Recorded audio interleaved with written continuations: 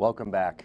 In this segment, I usually like to try to be positive, talk a little bit about something financial that might make some sense and be helpful, but identity protection is so important, and I want to address it, and by no means am I an expert at this, but there were some good pieces that I was able to kind of pull out. And so in 2020, 47% of Americans experienced some sort of financial identity theft. And in 2019, the cost of that debt was $500 billion. And in 2020, the cost of that debt was $712 billion. So this is not a little problem. It's a big problem. And whether we have protection from our credit card companies or not, we really need to identify what sort of threats are out there and how to figure them out. So beyond these numbers, what I like to look at on this first slide is there is a physical and emotional impact when you have your identity stolen. And that doesn't just mean a bad charge here or there. Some people have their identity completely stolen. People have, their Social Security benefits. They may have a driver's license hacked and someone's, impersonating them. So people in 2018, after they had their identity stolen, 84% of those people said they developed sleep problems. 77% said they increased of their stress levels, and 63% said they had problems concentrating. And the list goes on and on. The idea here is that if it never happened to you, or if it happened to you in a small amount of just a credit card here, a credit card there, it can lead to other stuff that can be very detrimental to you financially, but also emotionally. And so what I want to take a look at next are what are the common identity thefts, and there are more than this, but the first one is Social Security fraud. And when I say Social Security, it's your Social Security number.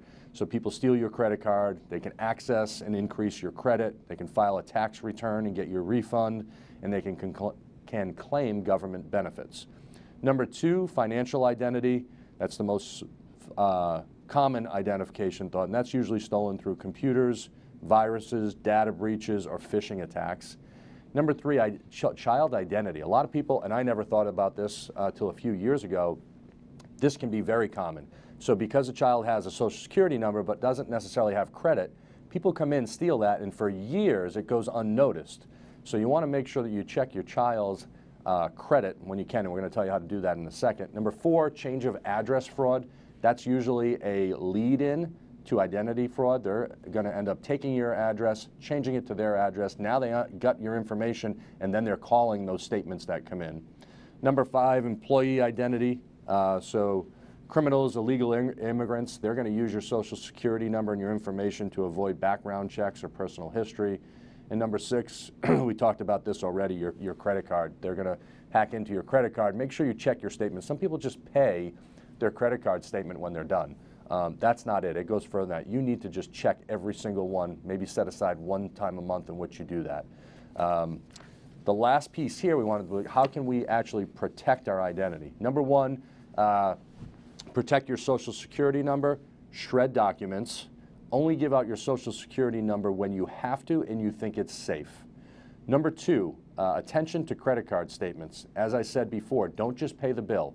At least once a month, go in, give a check, make sure that all those are accurate charges. If there's ever a problem, go in and actually freeze your credit so nobody can open up any new credit. Number three, big one, firewalls and virus software. Make sure you install those. Some of that can be very convoluted to us, but Google it, get someone to help you do that. Make sure you protect yourself when you're at a coffee shop and you're on their internet. Number four, periodically change passwords. Number five, use the free credit check that you have here at annualcreditreport.com. It's free for you to use. So there's a lot out there. Google it. The Federal Trade Commission is a great place to go, and go to their website. When we return, we're going to take a viewer question on capital gains. Stay tuned. Welcome back. We have a viewer question. Susan from Smithfield asks, I'm thinking of selling some stock that recently increased in value. What taxes should I expect to pay, and when will I have to pay them? So first of all, if you have an IRA or 401k plan, there's no capital gains in that. You'll be taxed when that comes out. It'll be individual accounts, trust accounts, joint accounts. When you have an investment that you hold for more than 1 year, there's a capital gains rate that can be 0, 15, or 20, and that's dictated by your income. Be aware, you need to hold it for more than a year to get the capital gains rate instead of the ordinary income rate. What you want to always make sure is that you're prepared for taxes and you don't just go and spend that money. Thanks for joining us this week on Successful Living. We hope you have a great week. See you soon.